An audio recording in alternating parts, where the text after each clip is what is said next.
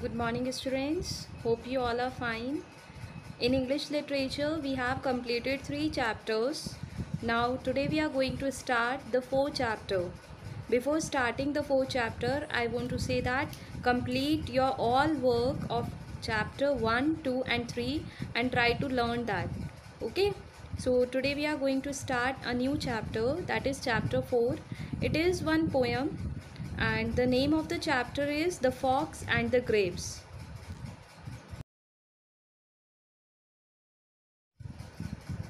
Here you can see chapter 4, The Fox and the Grapes. So I'll be reading this and please understand the poem. One summer's day, a fox was passing through an orchard. One summer's day, that is गर्मियों के दिन, a fox was passing through. एक fox जा रही थी an orchard. Orchard means where fruit trees are grown. Okay, so an orchard. Faint he was and hungry too. वो क्या था? वो फेंट वीक था बहुत ज़्यादा और हंग्री भी था. वेन सडनली हिज कीन आई चांस टू फॉल. तभी उसकी जो नज़र है वो कहाँ पे पड़ी? Upon a bunch of grapes upon the wall. एक वॉल थी, उसके ऊपर एक bunch of grapes. Bunch of grapes means अंगूरों का गुच्छा था. हाँ, just the thing, he said. Who could resist it? Then he said कि क्या कितनी अच्छी चीज़ है ये, मतलब मैं जिस चीज़ को ढूंढ रहा था वही मुझे मिल गया, अब मैं नहीं रुकूंगा. रेसिस्ट मीन्स रुकना. Who could resist? कौन रोक सकता है इतने अच्छे फ्रूट्स देख के, ग्रेप्स देख के. He eyed the purple cluster, jumped and missed it. Then उसने वो देखा, पर्पल कलर का जो बंच था, गुच्छा था, उसको देखा, जंप किया, लेकिन उससे वो मिस हो गया. उसके हाथ में वो गुच्छा नहीं आया. ही कफ्ड. देन उसने फिर सोचा, वहाँ पे कफ, उसको थोड़ा सा रिएक्ट किया उसने. I will take more careful aim. अब मैं और तेज़ जंप करूँगा और अच्छे से देखूँगा कि कैसे मैं इस बंच को ले सकता हूँ, पकड़ सकता हूँ. And he sprang again. Again he jumped. Results were much the same. Results were much the same means जो result थे वो same थे. Okay? Although his leaps were desperate and high. जो उसकी नीड थी, जो उसकी भूख थी, वो बहुत ज़्यादा थी. उसको उन जो grapes थे उनको लेना था. At length he paused to wipe a tearful eye. लेकिन इतना हंग्री था वो, उसके बाद भी उसको वो रुका और फिर उसकी जो आइज़ थी उसमें क्या हो गया, वो गीली हो गई, मतलब वो रोने लगा थोड़ा सा. And shrug a shoulder, I am not dry.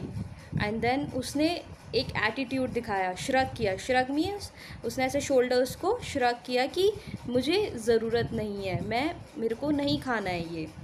And lunch is bound to come within the hour. और उसको क्या था कि अभी मैं और 1 आवर में और मैं लंच अपना ले लूँगा, ढूंढ लूँगा कहीं और से. Besides he said, I am sure those grapes are sour. उसके लंच का टाइम हो रहा था, वो बहुत हंग्री भी था. 1 आवर के बाद लंच मतलब होने वाला था, लेकिन तब भी उसने अपने शोल्डर्स को श्रग किया, उचकाया और फिर बोला कि मुझे पता है ये ग्रेप्स क्या हैं, सॉर हैं. सॉर मीन्स खट्टे हैं. Okay, so this is the story written by Joseph Lauren. Okay, no need to learn this story, this is the whole story. It is said that the story about the fox and the grapes, that the fox was very hungry. He saw a bunch of grapes. He tried to take that, but he failed. He didn't take that. At last he said that the grapes are sour, कि मुझे grapes नहीं मिले हैं तो इसलिए grapes क्या हैं, खट्टे हैं, sour हैं. And then he go from there. See students, now you can see the word meanings. It is given at the right hand side below. See, first word is given orchard. The meaning of orchard is a place where fruit trees are grown. जहाँ पे fruit के trees होते हैं, grow होते हैं, that the place is known as orchard. Then second is faint. Faint means weak, कमज़ोर. Resist, control oneself. रुकना, control करना. Okay, cluster means bunch of grapes. So cluster means bunch, गुच्छा. Desperate, wanting something very much. उसको बहुत ज़्यादा वो desperate था fox grapes को लेने के लिए, है ना. उसको बहुत ज़्यादा भूख थी तो इसलिए उसको लेने थे grapes. He was so desperate. Wanting something, किसी चीज़ को बहुत ज़्यादा वांट, चाहना, लेना. Shrug a shoulder. Shrug a shoulder I said doing like this. Raise and drop. Raise उठाना, फिर ड्रॉप करना शोल्डर्स को. To show that you don't know और केयर अबाउट समथिंग. दैट कि आपको पता नहीं है या आपको किसी की भी केयर नहीं है किसी चीज़ की. So that is the meaning of shrug a shoulder. So there are 6 word meanings are given.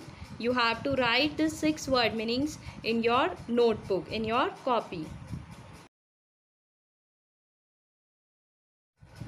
Students, first we'll do exercise A2, which is given on page number 26. A1 I will give you later on. First you complete A2 part, and that work you have to write in your copy. Just write the question and the correct answer. No need to write all the 3 options. Okay, just write the question and the correct answer. One correct answer you have to write. Okay, so see the first question. It is written, what does the fox mean when he says that the result were much the same?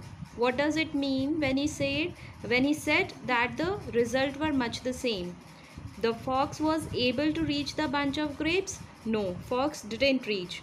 The fox ate all the grapes himself? No, the fox could not reach the grapes. So the answer is C, that is the fox could not reach the grapes. Second is the purple cluster means. The purple cluster means the purple colored berries. Berries थी वहाँ पे नहीं. Purple colored grapes. There was a purple color grapes. Grapes थे purple color के. The purple sky. There was not a sky of purple color. So the correct answer is B, the purple colored grapes. Third is the leaps were desperate and high because the fox was. Desperate क्यों था, उसको ग्रेप्स क्यों लेने थे? Because the fox was extremely hungry and the grapes were very tempting. Because जो fox था वो बहुत ज़्यादा हंग्री था और जो ग्रेप्स थे वो बहुत टेम्पटिंग मीन्स बहुत अट्रैक्टिव लग रहे थे, बहुत अच्छे लग रहे थे. Okay, so therefore the correct answer is A. Then fourth, by saying the grapes were sour the fox meant. Fox ने बोला कि ग्रेप्स सॉर हैं, उसका क्या मतलब था? That the grapes were beyond his reach and he did not want to admit defeat. उसने इसलिए बोला क्योंकि वो ग्रेप्स के पास नहीं पहुंच पा रहा था, उसको ग्रेप्स नहीं मिले थे, और लेकिन वो अपनी डिफीट नहीं मानना चाह रहा था, वो अपनी हार नहीं मान रहा था. Okay, so therefore the correct answer is B. So I am repeating the answer. First C answer, second B answer, third A answer, and fourth B answer. Okay, so you have to write only the correct answer. No need to write all the 3 options in the copy. So you have to complete the word meanings and this A2 part in your copy. Clear? Okay, and read this story once again. Okay, thank you. God bless you. Have a nice day.